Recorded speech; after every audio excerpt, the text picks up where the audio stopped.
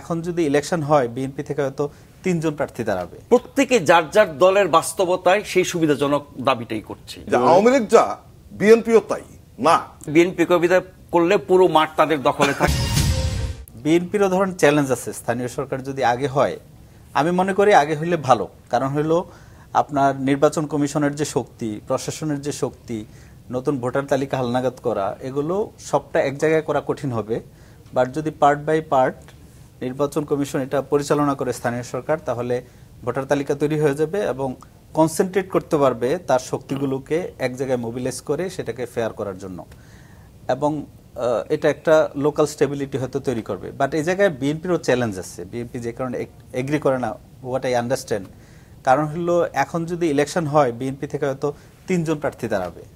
তো এই 3 জন প্রার্থীকে এখন যেহেতু বিএনপি ক্ষমতায় নাই, ক্ষমতায় আছে বাট নাই, আবার মানে ইনফরমাল ওয়েতে আছে, ইনফরমাল ওয়েতে আছে। তো এখন ধরেন 3 জন দাঁড়ালে 2 জনকে বলতে পারবে না যে তুমি বসে যাও। দলীয় দলের একটা সাংগঠনিক ক্ষমতা আছে, দলের নেতৃত্বের, দলের সিম্বলে তো ইলেকশন হবে না, সফট পাওয়ার। কিন্তু ক্ষমতায় থাকলে বিএনপি যেটা পারবে সেটা হলো 2 জনকে বলবে, অবশ্যই বসে যাবে, একজন থাকবে, সেটা পাস করে আনা সম্ভব। ওকে ফাইন, বিএনপি সম্পর্কে আপনি অনেক কথা বলছেন, জলিল ভাই কি জানেন বলতে যাচ্ছিলেন, এবং অন্যদের জন্য স্পেস তৈরি হবে। আপনার ওই যে ফ্রি ফেয়ার ইলেকশনের জন্য আপনি যেটা স্থানীয় সরকার কি, ওরা কি যারা প্রতিনিধি তারা কি নির্বাচন করে? লোকাল গভর্নমেন্ট ইলেকশন আগে না জাতীয় নির্বাচন আগে?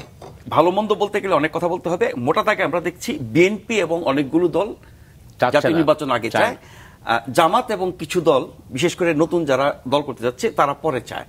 প্রত্যেকে যার যার দলের বাস্তবতায় সেই সুবিধাজনক দাবিটাই করছে। এটা দোষের কিছু না।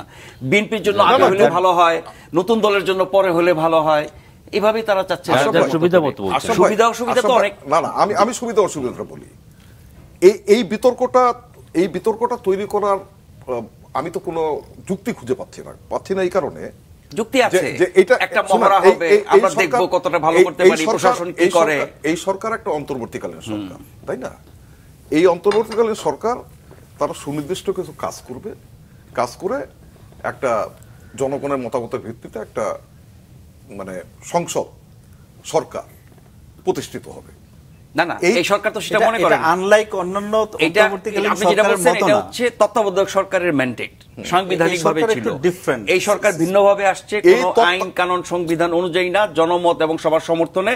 ফলে তারা বলছে তাদের কর্তৃত্ব, তাদের দায়িত্ব ওই তত্ত্বাবধায়কের মতো না, এই কারণে তারা ভিন্নভাবে চলছে। এই তত্ত্বাবধায়ক সরকারকে হাসিনা জবাই করছিল বলেই তো তার মানে নানান সংকটের ফলে অভ্যুত্থানের মাধ্যমে তারা এসেছে, এবং এই জুলাই আগস্টের অভ্যুত্থান, তার ফ্যাসিস্ট শাসন অবসানের জন্য এই অভ্যুত্থান করতে হয়েছে। তো ওই যে জায়গাটাতে যেখানে সে জবাই করছিল ওইটাকে আপনি ফিরায় আনেন। তারপরে 31 দফার মধ্যে তো সংস্কারের কথা বলছেন, 31 দফার মধ্যে তো সুনির্দিষ্ট করে বলা আছে যে 2 বারের বেশি কেউ প্রধানমন্ত্রী হতে পারবে না। রাষ্ট্রপতি প্রধানমন্ত্রীর ক্ষমতার একটা ভারসাম্য আনা হবে। চেক এন্ড ব্যালেন্স থাকলে, ক্ষমতার চেক এন্ড ব্যালেন্স থাকলে কিন্তু দুঃশাসন জন্ম নেয়। এখন ভয়টা কোথায়? ধরেন আওয়ামী লীগের ভয় দেখিয়ে আওয়ামী লীগ আর বিএনপি কিন্তু এক জিনিস না। ব্যারিস্টার জুবায়ের যে ভয়ের কথা বলছেন, এই ন্যারেটিভ একটা মহল তৈরি করার চেষ্টা করতেছে যে আওয়ামী লীগ যা বিএনপিও তাই না। আচ্ছা, ঠিক আছে, বিএনপির ইতিহাস কিন্তু এটা বলে না। অবশ্যই যে আওয়ামী লীগ বিএনপি এটা তারাই বলছে, যারা আওয়ামী লীগকে বিদায় করার পরে বিএনপি কে বিদায় করলে পুরো মাঠ তাদের দখলে থাকবে, সেই স্বপ্ন থেকে।